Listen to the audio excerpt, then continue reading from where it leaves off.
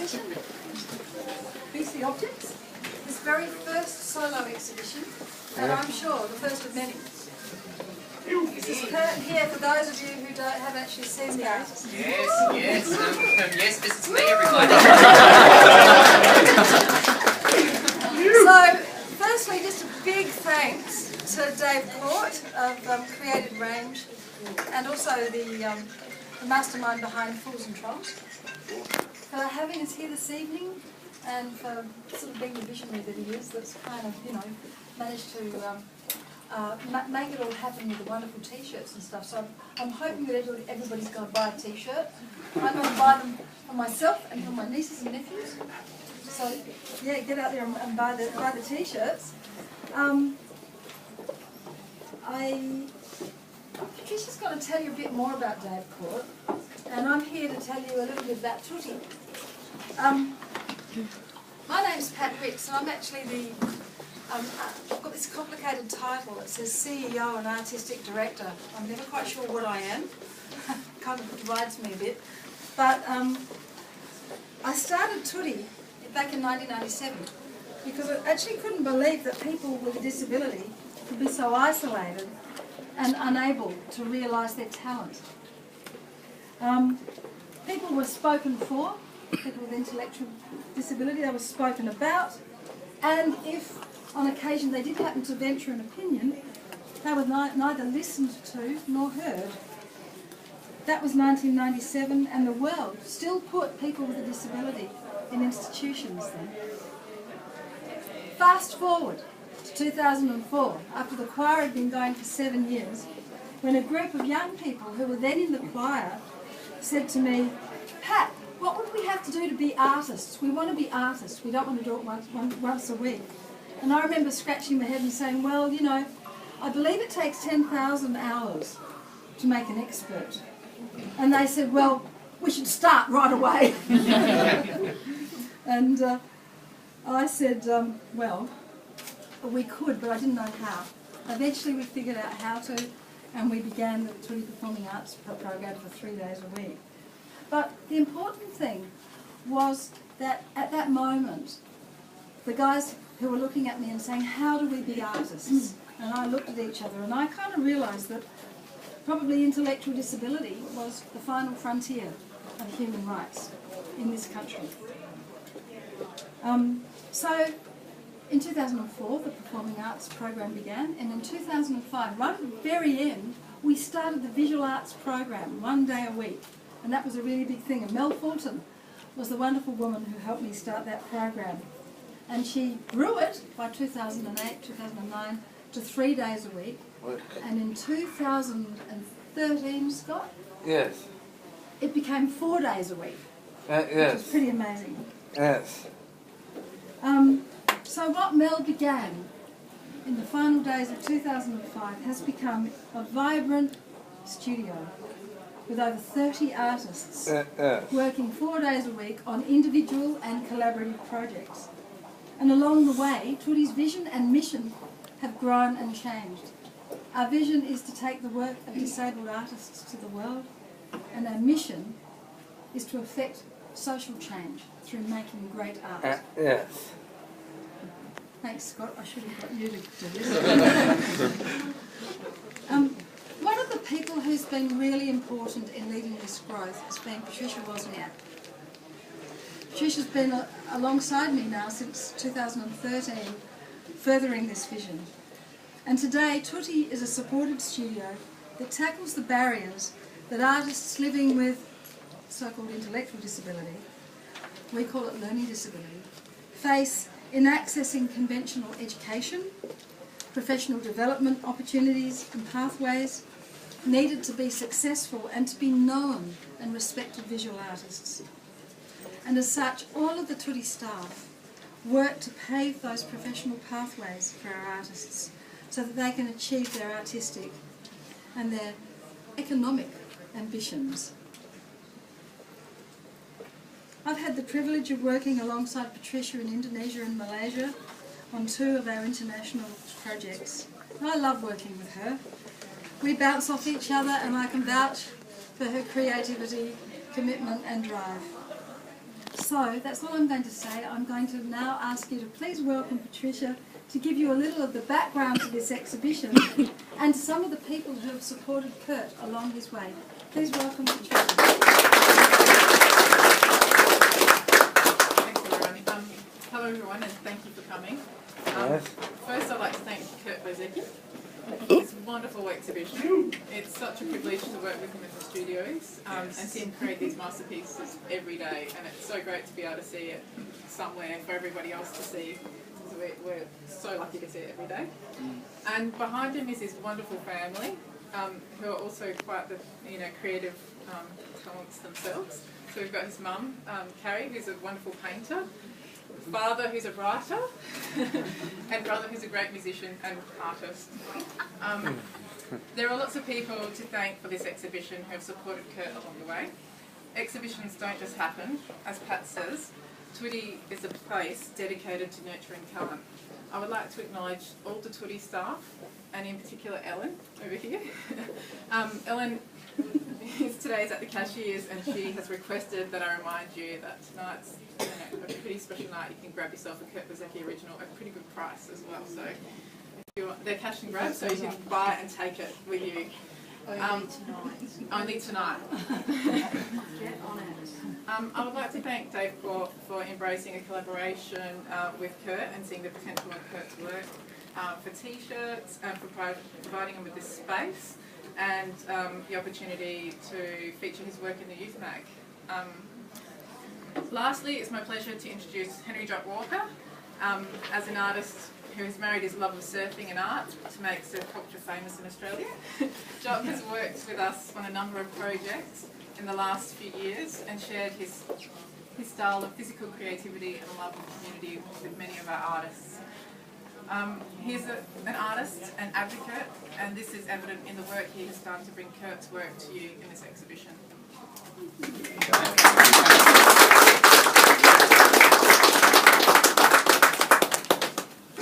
Thank you.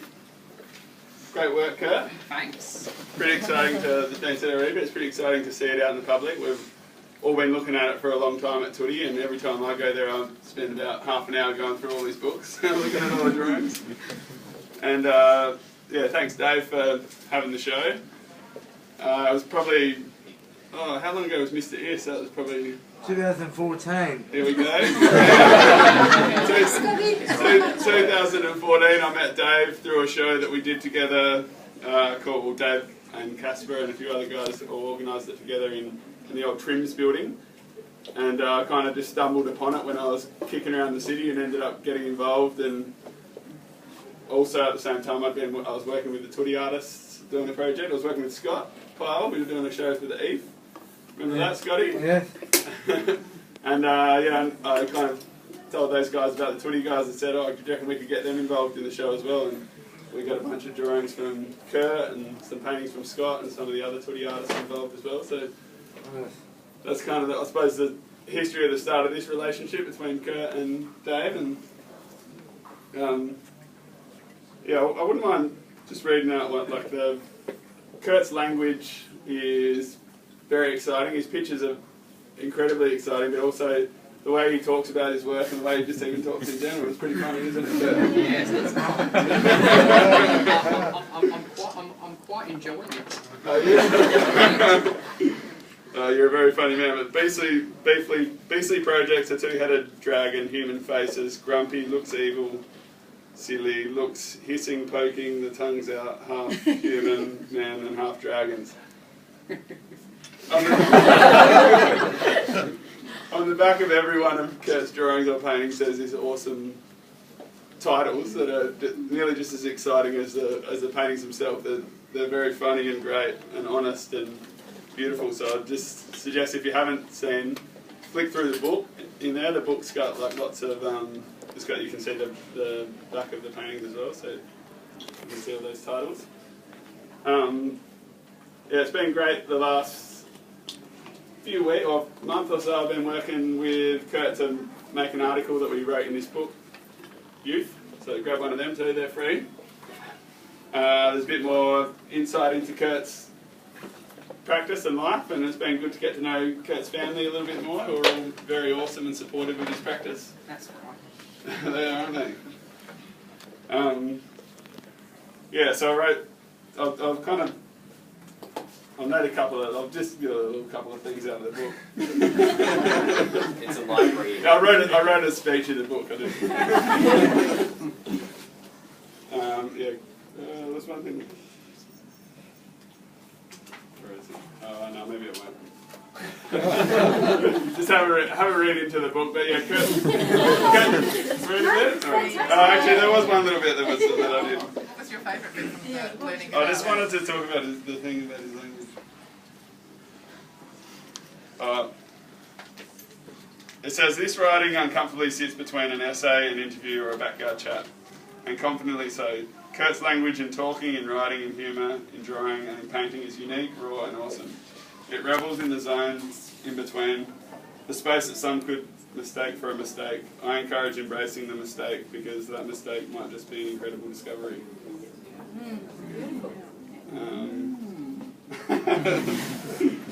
I'll just read the intro quickly. Kurt Bosecke has been creating captive, comedic, colourful drawings and paintings with serious character on paper and canvas for over 12 years. Kurt has developed and fine-tuned his visual language through many subjects, including movie posters, cartoons, priests, Australian animals, cowboys, Egyptians, rock stars, dogs, cows, owls, and beastly creatures that are hybrids of all of the above. Have you got any more to add to that? Any more things? Guess what? The Henry Jock Walker. I've got a surprise present for you. Dave Ford over there. Hey, Dave. I'm going to give it to you, Dave. What is this worth? I'm going to get this to you soon. Thank you. Read. Thank you very much. So this is a little quote in the essay as well. That's from John Dubuffet. I'm sure I'll say his name. Pronounce it incorrectly, but his work itself is very exciting. It's like he does these wild patterns and shapes, and it always passed away now. But he was one of the first people to recognise and get excited about. Well, so what he said.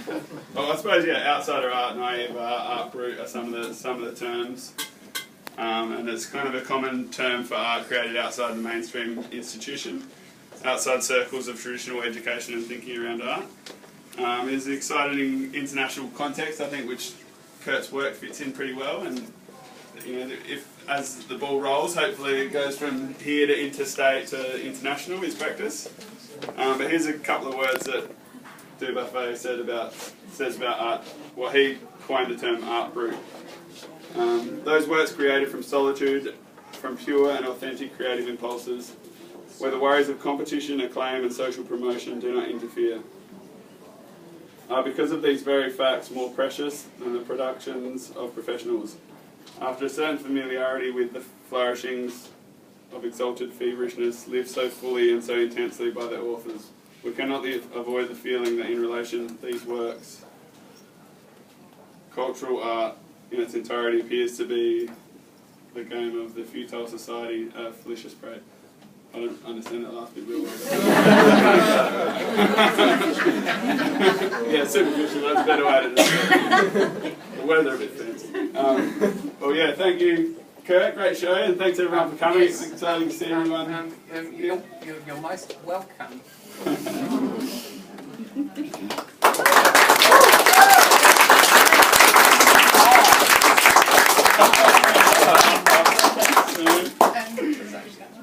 Oh, that is so wicked.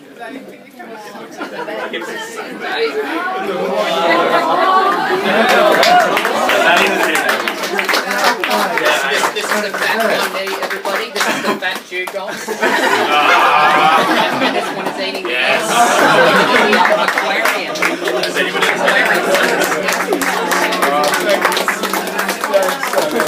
That is so awesome. You are the best. You're welcome. Richard, thank you for everything. I'm about to die.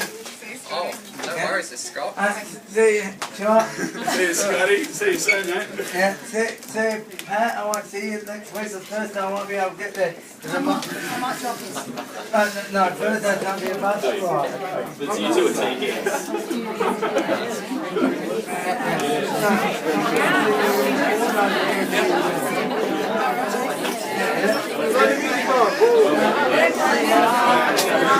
I'm trying to think on the show, but this is a photo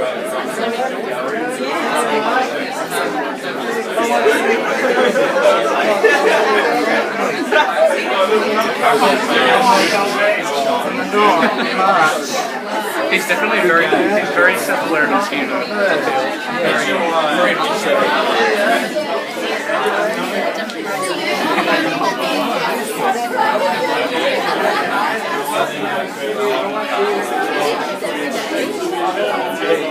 He definitely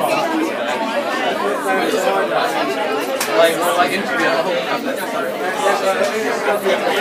He's got a solo and continuity.